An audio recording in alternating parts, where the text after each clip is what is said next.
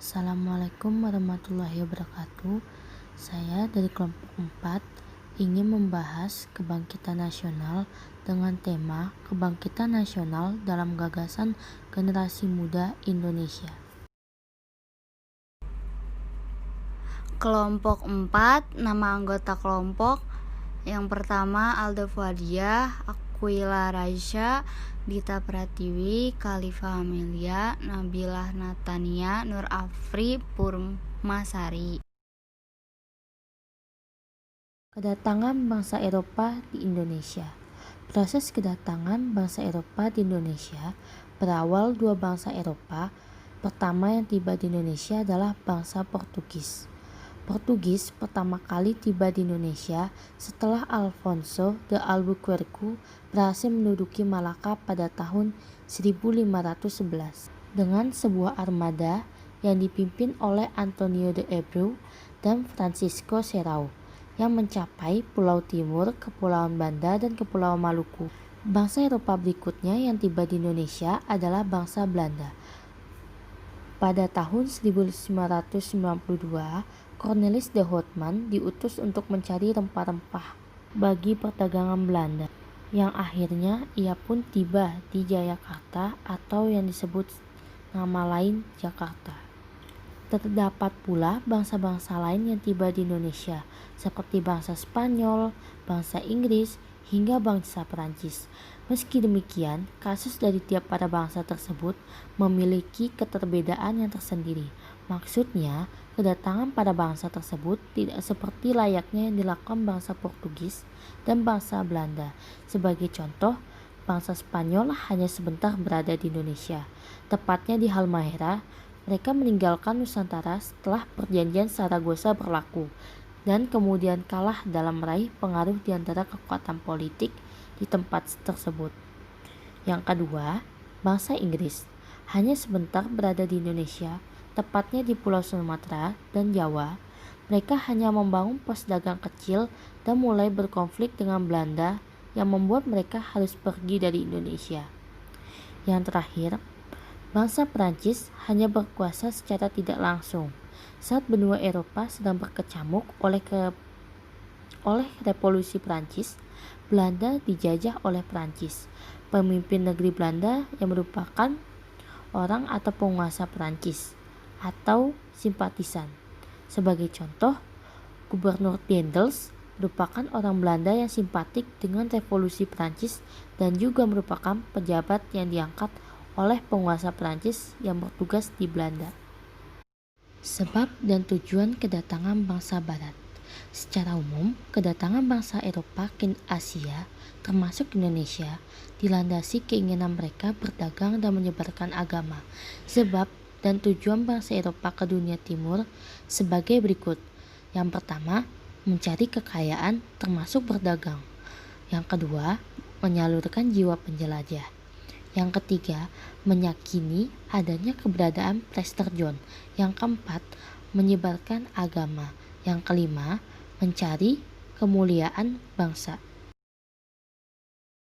Latar belakang dibubarnya VOC. VOC didirikan pada tahun 1602 dengan maksud menyatukan para pedagang Belanda dalam sebuah perkumpulan untuk menghindari persaingan dan pertentangan di antara mereka. Faktor-faktor penyebab dibubarkannya VOC adalah: yang pertama, adanya persaingan dagang yang hebat antara Inggris dan Prancis. 2. Penduduk Indonesia, terutama di Pulau Jawa, tidak mampu membeli barang-barang yang dijual VOC. 3. Adanya pedagang gelap dan menerobos monopoli perdagangan VOC. Latar belakang tanam paksa. Sejak tahun 1816, Belanda berusaha memeras kekayaan Indonesia dengan segala macam cara. Hingga pada tahun 1870, Belanda berusaha mencari keuntungan sebesar-besarnya dengan pengeluaran yang sekecil-kecilnya. Pemerintah Belanda mengubah politik ekonominya, yaitu melepaskan politik monopoli diganti dengan politik bebas. Sejak pemerintah Belanda dipegang oleh de Kaplan sampai diganti oleh de Bousignises, pemerintahan Hindia Belanda sedang berusaha memperbaiki keadaan perekonomiannya dengan memeras negara-negara jajahannya.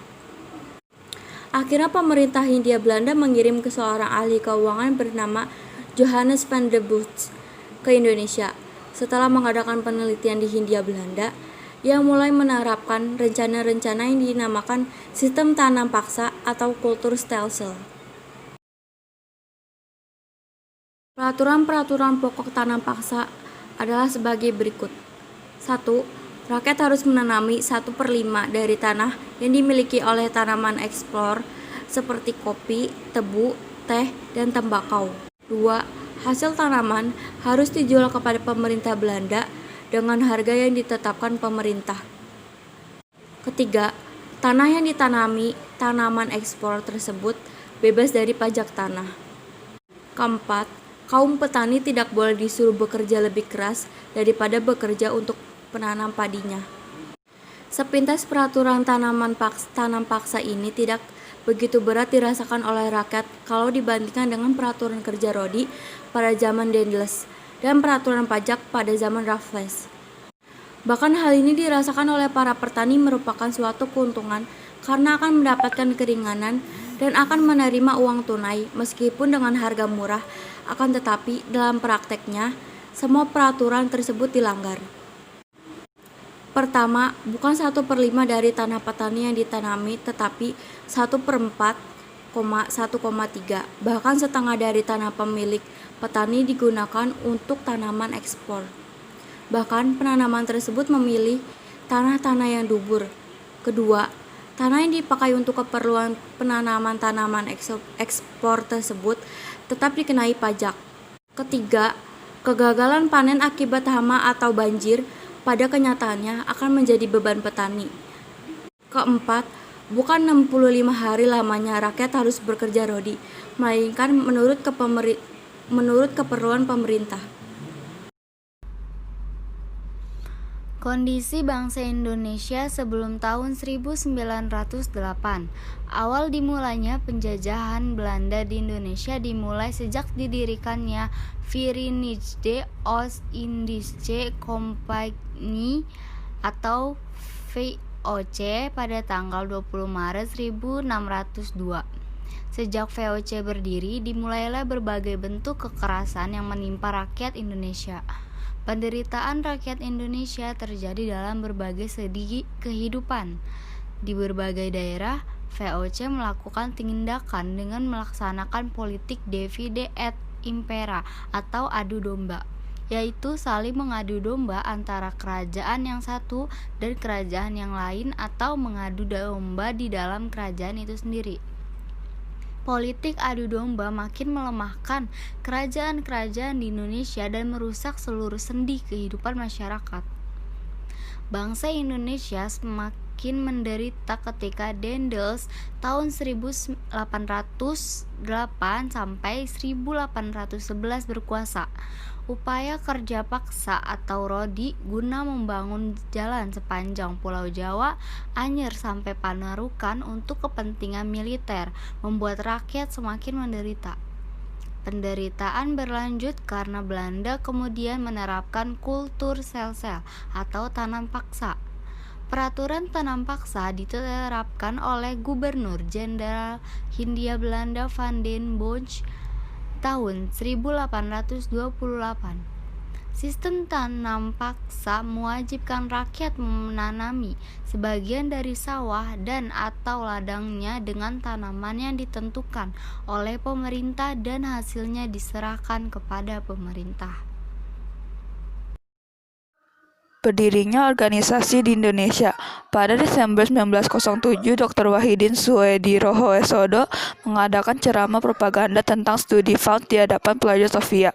Pada 20 Mei 1908, pelajar Sofia mendeklarasikan berdirinya organisasi modern pertama Budi Utomo. Program Budi Utomo adalah mengusahakan perbaikan pendidikan dan pengajaran, akan tetapi programnya lebih bersifat sosial karena saat itu belum dimungkinkan melaksanakan gerakan yang bersifat politik. Pada 7 Maret 1915, pelajar Sofia mendirikan organisasi kemudaan pertama Trikoro Darmo. 12 Juni 1918, namanya diubah menjadi Jong Java. Kemudian diikuti dengan berdirinya Jong-Jong yang lain dari seluruh Nusantara. Sejarah Gedung Sofia. Pada 1847, Dr. W. Poch, Kepala Dinas Kesehatan Pemerintah Kolonial Belanda di Batavia, mendapat laporan bahwa di wilayah Banyumas berjangkit berbagai macam penyakit berbahaya yang ditangani oleh dokter-dokter Belanda. Pemerintah Belanda sadar akan jumlah tenaga dokter atau medis yang terbatas untuk mengatasi musibah tersebut. Maka mereka mendidik para pemuda Bumi Putra menjadi juru suntik. Tahun 1851, kursus juru kesehatan dibuka dengan pimpinan kursus adalah Dr. P. Blicher tahun 1851 sampai 1860. Kursus juru kesehatan kemudian berubah menjadi Sekolah Dokter Jawa pada 1856. Tahun 1899, atas usul Dr. H. F. Roll dibangun gedung baru. Pada 1 Maret 1902, gedung baru tersebut mulai resmi digunakan untuk Stovia, School of Opleiding van in Landscape Arts. Sekolah Dokter Jawa diubah menjadi Stovia. Jumlah pelajar Stovia terus bertambah, dan dibangun gedung baru sebagai tempat pendidikan dan praktek pelajar Stovia di Salemba. 5 Juli 1920, secara resmi keseluruhan kegiatan pendidikan Stovia dipindahkan ke Jalan Salemba. Tahun 1925, gedung Stovia lama tidak lagi dimanfaatkan berubah menjadi tempat pendidikan untuk MULO atau setingkat SMP, AMS setingkat SMA, Sekolah Asisten Apoteker dan Penampungan Tahanan Perang X Tentara Belanda oleh Jepang tahun 1942 sampai 1945. Tanggal 20 Mei 1974, Presiden Soeharto meresmikan Gedung Kebangkitan Nasional. Tanggal 12 Desember 1983, Menteri Pendidikan dan Kebudayaan menetapkan bangunan bersejarah Gedung Kebangkitan Nasional sebagai cagar budaya. Tanggal 7 Februari 1984, pemerintah melalui Menteri Pendidikan dan Kebudayaan menyelenggarakan sebuah museum di dalam Gedung Kebangkitan Nasional dengan nama Museum Kebangkitan Nasional. Makna kebangkitan nasional bagi generasi muda. Yang pertama, suatu kebangkitan yang muncul karena adanya rasa semangat persatuan sehingga kita mampu untuk memperjuangkan negara Indonesia dari penjajahan. Yang kedua, usaha untuk menguasai keterampilan yang diperlukan di masa depan termasuk keterampilan teknologi. Yang ketiga, mengingatkan kita bahwa kita harus berani berusaha dan tidak pasrah menerima segala sesuatu sebagai takdir yang tidak diterelakan. Kita mampu mengubah masa depan yang lebih baik lagi. Kesimpulan, kebangkitan nasional adalah tonggak sejarah bangsa Indonesia. Setiap saat sejarah tersebut dibuka kembali, dipelajari, dipahami, setelah itu dijadikan inspirasi dan semangat pada setiap babak berikutnya perjalanan bangsa untuk mewujudkan cita-cita hidup berbangsa yang lebih bermanfaat. Sekian, terima kasih. Wassalamualaikum warahmatullahi wabarakatuh.